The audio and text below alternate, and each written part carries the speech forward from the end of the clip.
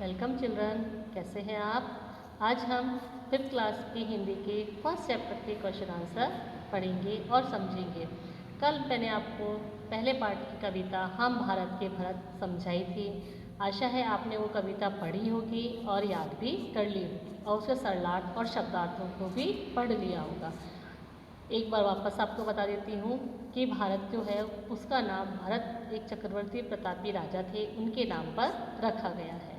अब हम हमारे जो कविता है उसके क्वेश्चन आंसर शुरू करेंगे, उससे संबंधित क्वेश्चन आंसर पढ़ेंगे। आपको क्वेश्चन आंसर पढ़ते समय उसके ऊपर फिंगर रखनी है और उसे ध्यान से समझना है। पहला प्रश्न है हमारा, भरत किससे खेलते थे। आपकी कविता में आया है भरत शेर के बच्चों के साथ खेलते थे। भरत जो थे प्रतापी राजा, वो शेर के बच्चों के साथ खेलते थे। पुरखों की सौगात क्या है। पुरखों की सौगात साहस और वीरता है। हमें जान से प्यारी क्या है। हमें जान से प्यारी भारत माता है। बच्चों, ये प्रश्न छोटे हैं, आपको समझ आ गए होंगे। ये वही प्रश्न हैं जो हमने कविता में पढ़े हैं। इन प्रश्नों को आप याद करो और अपनी रफ कॉपी में लिखो, और इससे आपकी मात्राएं और आपका लेख भी सुधरता है। आगे हमारी जो एक्सरसाइज है वो है सही उत्तर के शब्द का क्रमाक्षर कोष्ठक में छांटकर लिखें। इस प्रकार का एक प्रश्न आता है जिसमें प्रश्न होता है और उसके 4 ऑप्शन दिए जाते हैं। आपको सही उत्तर को पर टिक लगाना है या उसके उत्तर को आपको ब्रैकेट में या कोष्ठक में लिखना है। हमारा पहला प्रश्न है, सौगात का अर्थ होता है। अब मैं आपके सामने चारों ऑप्शन पढ़ूंगी और आपको बताना है इसका सही अर्थ कौन सा है। पहला है सोगरा, सागर, उपहार या सौगंध। तो सौगात का सही अर्थ है उपहार, यह है इसका सही अर्थ। एक वर्ष में महीनों की संख्या होती है।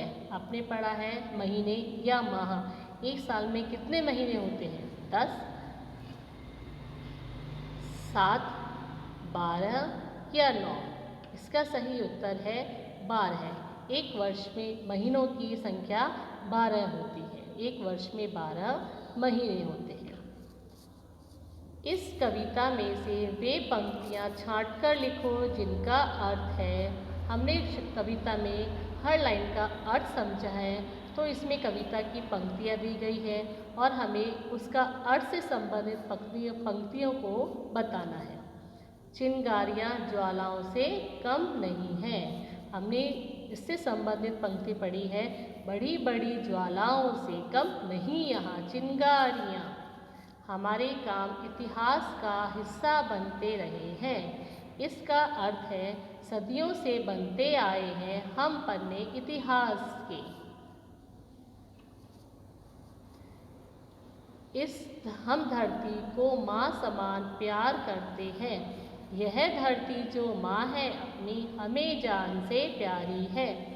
कठिन परीक्षा में मेहनत करने की आवश्यकता है। बोलो मेहनत खूब करेंगे कठिन परीक्षा आई है। इसकी अब हमारे प्रश्न उत्तर शुरू हो रहे हैं। आपको प्रश्न पढ़ना है, उसका अर्थ समझना है और फिर उसका उत्तर लिखना है। आप इसके उत्तर अपने शब्दों में भी लिख सकते हैं।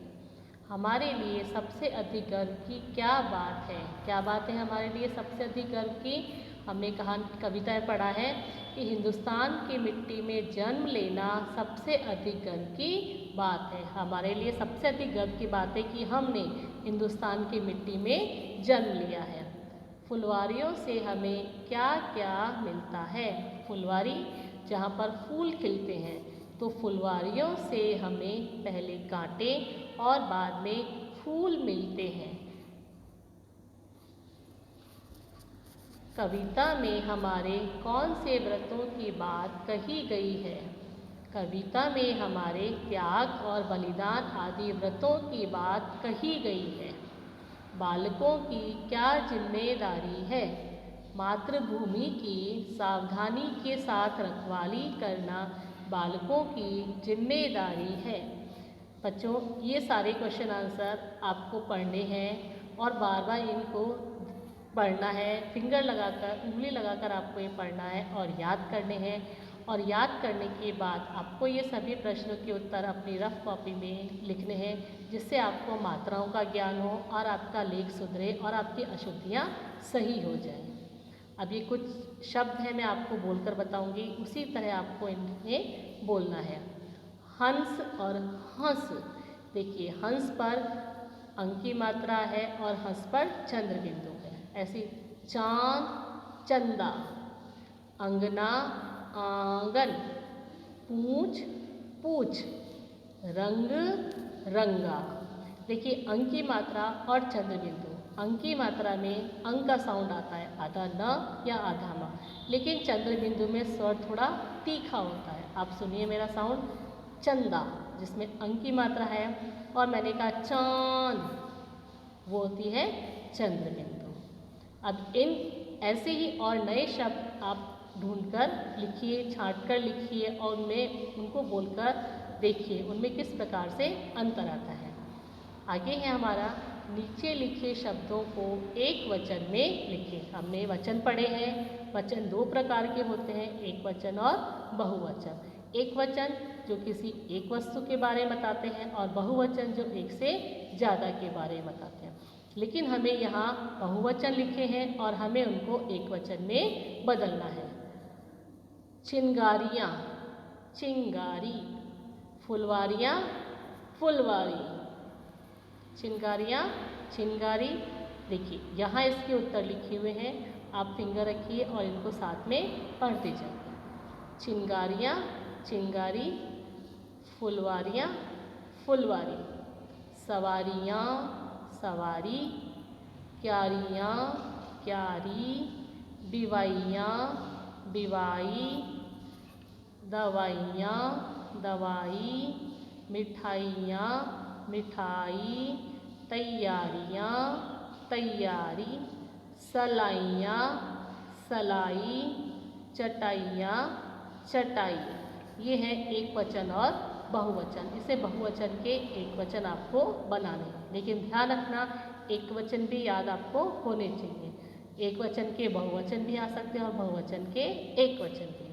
आगे है हमारा, नीचे दिए गए शब्दों में से पुल्लिंग व स्त्रीलिंग शब्द छांटकर लिखो। पुल्लिंग और स्त्रीलिंग। हमने जेंडर या लिंग पढ़े हैं। स्त्री, जो स्त्री जाति का बोध कराते हैं वो स्त्रीलिंग कहलाते हैं, और जो पुरुष जाति का बोध कराते हैं वो पुल्लिंग कहलाते हैं। अब आपको शब्द दिए हैं मिट्टी, उंगली, हीरा, बालक, परीक्षा और दूध। आपको इनमें से पुल्लिंग शब्द छांट कर लिखने हैं और स्त्रीलिंग शब्द छांट कर लिखने हैं। पुल्लिंग शब्द है हीरा, बालक, दूध, और स्त्रीलिंग शब्द है मिट्टी, उंगली और परीक्षा। बच्चों, इसी प्रकार से कुछ स्त्रीलिंग और कुछ पुल्लिंग शब्द आप अपने आसपास देखते हुए या अपने पेरेंट्स की हेल्प लेते हुए 5-5 स्त्रीलिंग और 5-5 पुल्लिंग शब्द लिखिए। अब कुछ ऐसे एक्सरसाइज में जो आपको स्वयं करने की है, प्रश्न मैं आपको बताती हूँ, उसके हिसाब से आप 5 लाइन्स अपनी रफ कॉपी में अपने अकॉर्डिंग लिखेंगे।